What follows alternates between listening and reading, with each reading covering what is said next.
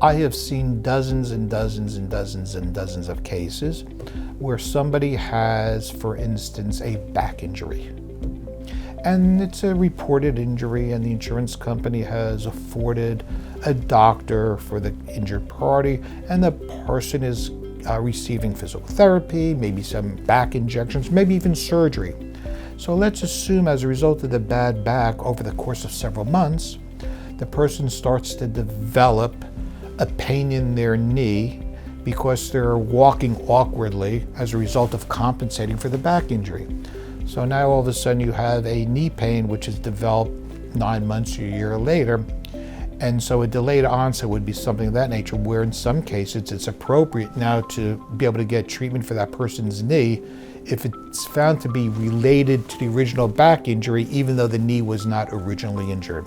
So I think that's where you're going with that question, but it can also be somebody who has a work-related injury and they just think it's a minor back sprain. And maybe they report it, maybe they don't. They figure after a couple of days, they were planning a vacation anyway, and they were going on vacation for a week, and the pain starts to get really significantly worse and worse as a few days and maybe a few weeks go by, and then they finally report it. I've seen that as well.